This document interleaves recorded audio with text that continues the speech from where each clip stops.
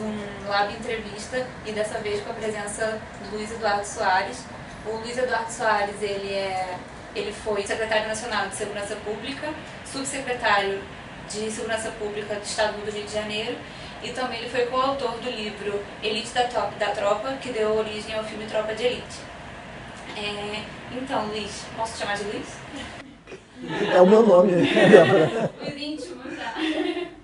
Então, queria começar perguntando para você, porque a gente aqui, né, como estamos no ambiente de universidade, acabamos lidando muito com teoria, com o universo acadêmico, e tendo em vista a sua grande influência no meio acadêmico, queria saber para você como é que foi conciliar esses dois universos, como é que foi circular entre o mundo acadêmico e também o mundo da prática, da gestão pública. Eu queria que você falasse um pouco sobre isso.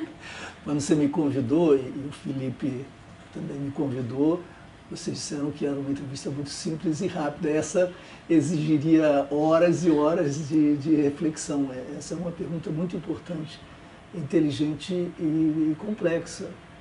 E exige, portanto, também um investimento maior. Eu vou tentar ser sintético, dizendo que o melhor que nós podemos fazer numa situação como essa é pensar pragmaticamente. Pragmaticamente no sentido que empresta essa palavra Richard Rorty, a tradição da filosofia americana, né, que tem suas origens na virada do século XIX para o século XX.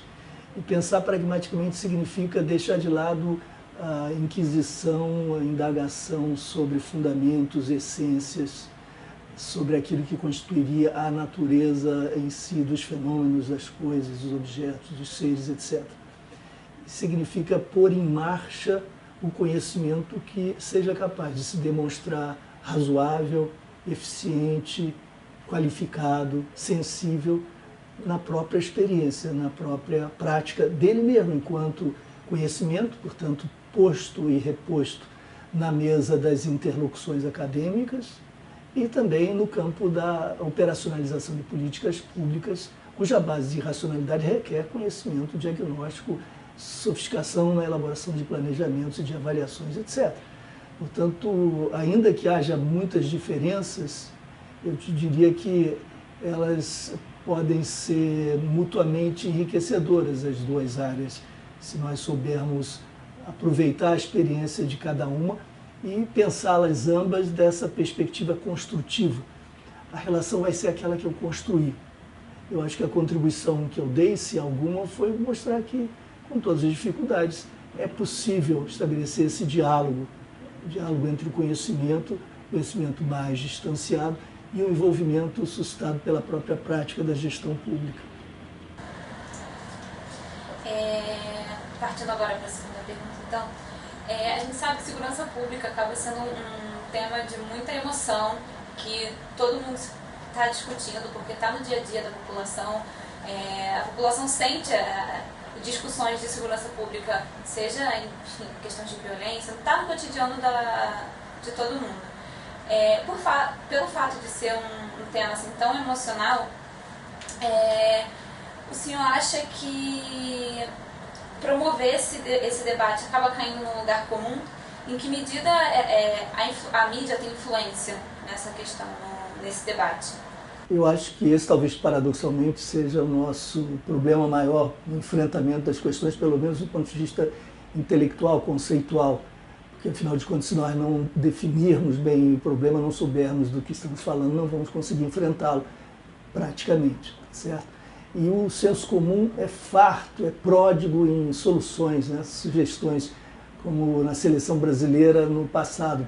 Para a seleção todos tinham o seu time, as suas escolhas, e todos têm as suas opiniões sobre segurança pública, sobre como enfrentar a violência, a criminalidade, todos têm as suas definições. Mas isso acaba se ossificando, se congelando, então ao invés de você ter um afluxo muito rico de propostas concretas, objetivas ou de entendimentos, que ainda variados e contraditórios entre si, se fossem substantivos, o que você tem é uma Babel de opiniões com muito pouca fundamentação argumentativa, reflexiva, com pouco conhecimento da extensão do problema, da sua multidimensionalidade.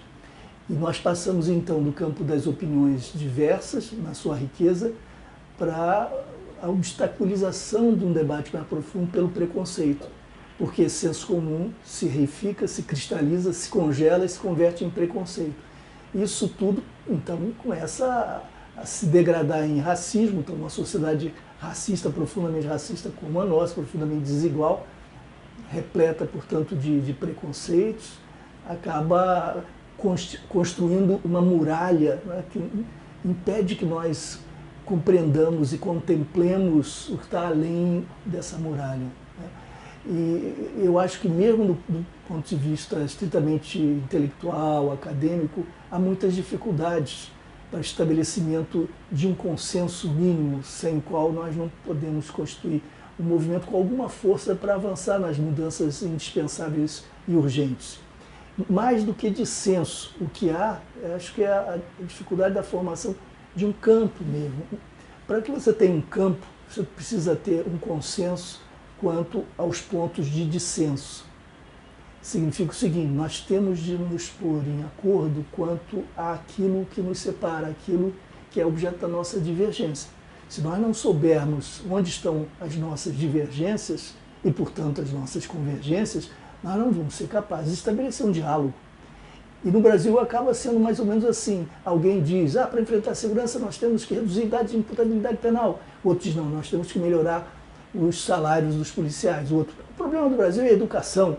O outro dirá, essa gente não tem jeito, nós temos que aumentar as penas. O outro dirá, nós precisamos de uma reestruturação das instituições dessa área. Enfim, você percebe que algumas dessas posições não se opõem às outras. Algumas sim, outras não. Mas elas não são capazes de se fixar em torno de alguns objetos. Dada a complexidade do quadro, e dado esse contexto de ideologias ultraconservadoras cada vez mais fortes, e dado esse universo de preconceitos, nós temos, antes de promover mudanças reais, promover mudanças culturais muito profundas. Então, para fechar, a gente queria saber o que o senhor vislumbra para um futuro próximo.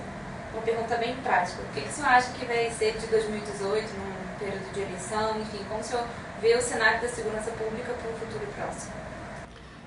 Em primeiro lugar, qualquer pessoa sensata teria de começar dizendo que o contexto torna qualquer prospecção impraticável, né? Quem sabe como as coisas são minimamente tem de dizer que esse futuro, inclusive próximo, é imprevisível. Quer dizer, o que é mais previsível é que as coisas continuem mal e continuem piorando. Mas se eu quiser sair desse discurso da derrota, da inércia, e que acaba conectando a própria derrota e a própria inércia, eu tenho de encontrar algum horizonte, pelo menos, que me anime a continuar, pensar, conversar sobre isso, atuar nessa área com tantos colegas, tantos companheiros e companheiras de jornada. E se eu faço, então, um esforço e reflexão tentando vislumbrar algum caminho alternativo para reduzir danos, nós estamos vivendo um genocídio da juventude pobre e negra nos territórios vulneráveis, nós estamos vivendo uma situação que aprofunda a violência da própria sociedade, dos grupos entre si, enfim, é uma situação deteriorada, degradada, para a qual concorrem, paradoxalmente, as instituições que deveriam ser responsáveis pela redução da violência. As polícias se tornaram parte do problema. A brutalidade policial letal brasileira quase não tem paralelo no mundo. Nós estamos diante de quadro da maior gravidade. Há muito a fazer no campo da sociedade, claro. Muitas políticas sociais são indispensáveis, mudanças estruturais profundas, redução da desigualdade, enfrentamento do racismo estrutural. Mas há também muitas mudanças que têm de ser feitas na área especificamente policial, na área da segurança pública. Nós temos que alterar a arquitetura institucional da segurança pública. O artigo 144, que estabelece as regras do jogo, que define a institucionalidade, esquece o município, o que é notável negativamente, porque desde 88 os municípios se tornaram entes federados da maior importância nas políticas sociais, né, em todas elas, educação, saúde, na própria política de assistência, etc., com a divisão de responsabilidades de forma complementar, né, com o Estado e com a União, etc. No caso da segurança pública, o município foi escolhido, ele participa por uma espécie de improviso voluntarista que tem mais produzido dificuldades do que feito avançar a segurança pública. Eu acredito, com essa multiplicação de guardas municipais que se tornam réplicas das polícias militares, as quais, por sua vez, são réplicas distorcidas em desvio de função do próprio Exército. Então, o campo municipal é ainda um campo em que nós não vimos florescer ideias e práticas inovadoras e uma complementação importante com as demais instituições da segurança pública. A União, no artigo 144, é praticamente impotente, salvo na crise. Tem a Polícia Federal, a Polícia Rodoviária Federal, e lava as mãos em relação cotidiana. Aí aparece como grande irmão solidário na crise e intervém na crise. E é muito fácil aparecer como o bom irmão, o parceiro no momento da crise, que vem ajudar a colaborar. Isso, para a opinião pública, soa digno, soa superior, isso traz vantagens políticas, né? Mas o que se espera é o companheirismo.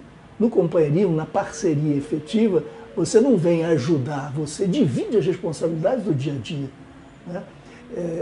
Isso está longe de existir. Então nós temos o município esquecido, a União enfraquecida, salvo na crise, e os estados trazendo nos ombros toda a responsabilidade. E além disso, um modelo policial que é o único no mundo, que divide polícia civil e polícia militar, o trabalho ostensivo, preventivo, uniformizado e o trabalho investigativo.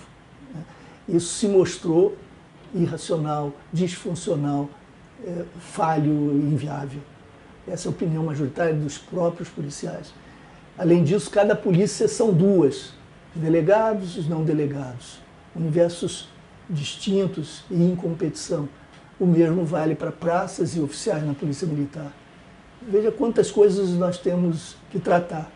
Mudar a distribuição de responsabilidades no que diz respeito à relação entre União, Estados e municípios. Isso implica a mudança da arquitetura institucional da segurança pública. Mudar o modelo policial, para que nós tenhamos polícias de ciclo completo, cada uma que exista cumpra o ciclo completo da polícia, e com carreira única, não polícias únicas, polícias diversas, mas com ciclo completo e carreiras únicas. O profissional ingressa na instituição com a perspectiva de chegar à chefia, dependendo do seu desempenho, como em qualquer lugar do mundo, dependendo dos concursos internos, etc. Ele não pode, ou ela, ficar bloqueado no meio do caminho, porque a sua parte no latifúndio é aquela da subalternidade. Isso é inaceitável. E nós temos de desmilitarizar a Polícia Militar, desconstituí-la como tal e refundá-la em outros termos. A melhor forma de organização de uma instituição é aquela que melhor serve ao cumprimento dos seus propósitos. Não há uma resposta em abstrato com a melhor forma de organização. Para uma universidade, para uma faculdade, para um açougue, um supermercado, as respostas são diferentes. Por que o Exército é organizado como é? Com centralização decisória e hierarquia rígida? Porque tem que se adaptar como instituição à aplicação do método do pronto emprego, que significa o exercício do deslocamento ágil de grandes contingentes humanos e materiais de forma convergente. Isso tem que se dar de uma forma muito rápida, muito veloz. Isso justifica esse tipo de composição verticalizada. Por que o pronto emprego? Porque a tarefa inconstitucional das Forças Armadas, do Exército em particular, é a defesa da soberania nacional, do território nacional, fazendo a guerra se necessário. Tem que estar pronto para enfrentamento limite extremo enfim, do confronto bélico. Mas a Polícia Militar tem como função constitucional a garantia de direitos, né? A realização ali das expectativas legais e constitucionais, defesa da incolumidade física e moral, enfim, de cada cidadão, de cada cidadã. E a defesa da cidadania é uma tarefa muito complexa, até porque os desafios são tantos, mas nada tem a ver com o enfrentamento bélico que cumpre ao Exército. Aí você talvez me lembre, há situações de confronto para-criptobélico, né, em algumas áreas dominadas por grupos armados, etc. É verdade, mas para isso há unidades especializadas, elas podem ser criadas de forma adequada a respeito aos direitos humanos e à legalidade institucional, mas para evitar que algumas áreas sejam subtraídas do exercício do Estado Democrático de Direito, da comunhão com os direitos humanos, etc. O Estado tem a obrigação de prover recursos para que esse sequestro da cidadania não se dê. Mas esses são casos que não correspondem nem a 1% das atividades policiais em todo o Brasil. Você não vai organizar 99% em torno dos desafios que correspondem a 1%. Então, não há nenhuma razão para que o modelo seja copiado, o modelo do Exército seja copiado por uma polícia. Sobretudo porque a polícia, para funcionar no seu sentido preventivo, como é o caso da polícia ostensiva, ela tem de atuar na ponta com muita capacidade de adaptar-se, com muita flexibilidade às especificidades locais. Então, essa plasticidade requer, do ponto de vista da estrutura organizacional, descentralização, autonomia relativa na ponta. Isso é todo o oposto do que acontece numa estrutura enrijecida de decisão centralizada, com essa rigidez, com essa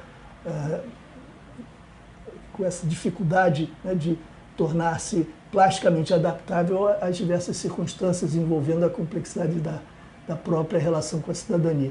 Então, desmilitarizar, trabalhar para que as polícias exerçam o seu ciclo completo e apostar em carreiras únicas para os policiais.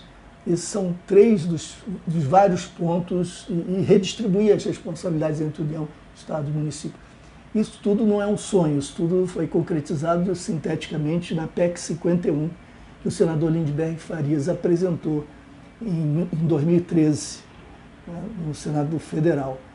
Essa proposta é a bandeira de muitos de nós e ajuda a que nós, de alguma maneira, venhamos a reduzir a Babel que nos separa, que nos divide e oferece um horizonte possível.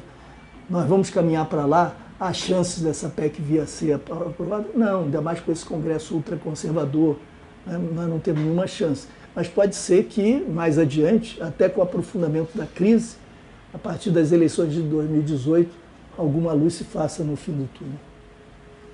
Luiz, muito obrigada, é um prazer estar aqui te ouvindo e muito obrigada por contribuir com o AVE.